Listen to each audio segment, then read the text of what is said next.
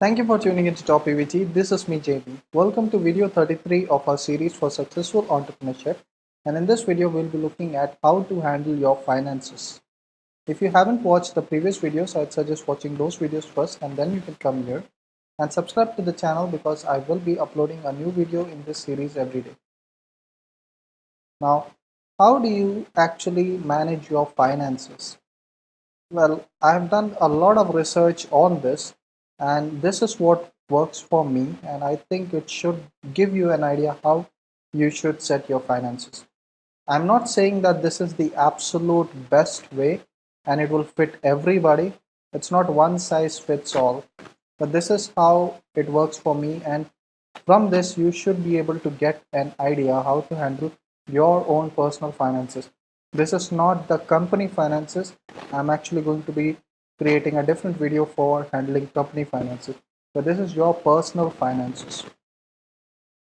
So, whatever is your salary that you're drawing from your company, that is from your business, you are writing a certain salary for yourself.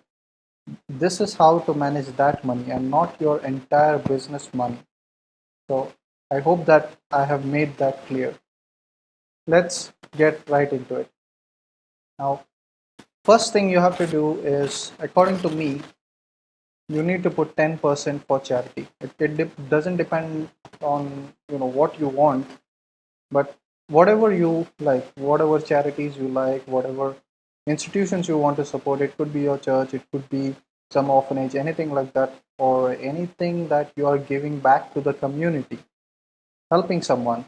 All of these things are charity. So 10% you are going to take out of it for charity. The next 10% is you are going to invest in yourself. This means all the money that you are putting into seminars, and I'm a firm believer that you should actually invest some money into yourself. That's how you always learn, and that's how you always keep on progressing yourself. You're making yourself better. So you could be this 10% that you're keeping aside for that. It could be used for seminars, it could be used for, these are not holidays or anything like that. It's not to be used for that. It's to grow yourself. So whatever you can find for that, go to seminars, buy books with this, go to different kinds of there are book clubs and all of these things that will actually make you a better person.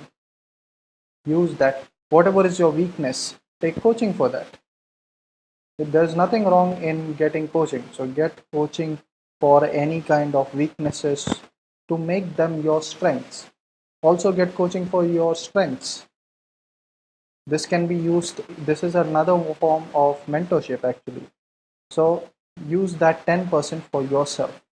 The next is 40% you're going to bifurcate for your expenses. We all have expenses.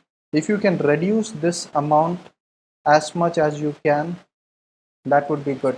I know rich people who are actually spending, just 10% of their actual monthly income into their expenses. So this is whatever you take for your living. This is the amount that is used for that. So 40% is what you are bifurcating for that. Next, you have 20% for long-term savings.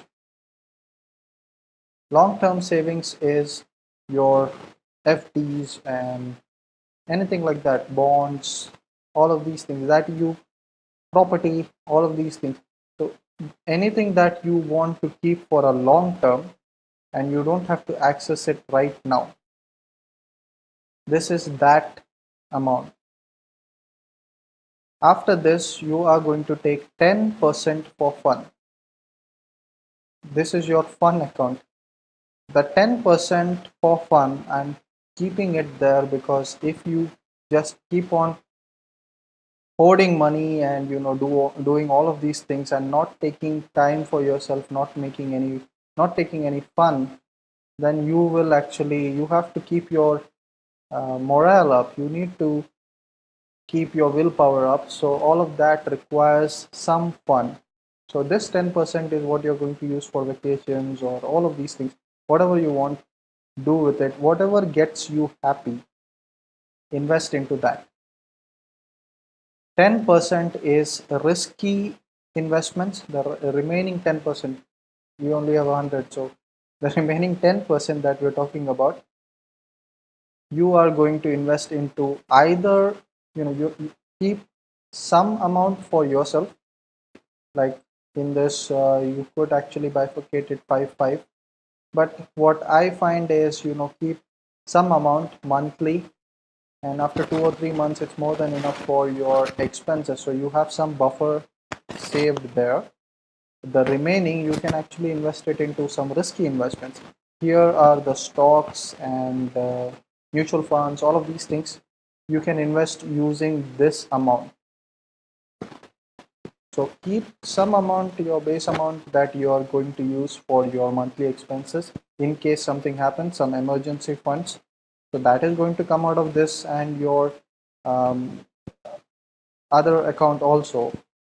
But keep the risky investments in this last uh, category. So that will actually help you a lot. This is something that I'm following currently, and it is really helpful, and because it's able to actually grow my income, and it's really good. The 40% of expenses, if you can reduce it more, that's good. I'm currently reducing it. I'm only about 20 or 15% of my entire monthly income. That is all I'm using for my expenses. But depends on you. If you can get even lower, I know people who are at 5 and 10. So that's a really good thing to do. If you get that down, whatever is your remaining, you're going to take it and put it into your long-term savings. Don't blow it all away. Keep the remaining that you are able to save from your expenses, you are going to put it into your long term. So if you are only spending 25, then the remaining is going to your long term.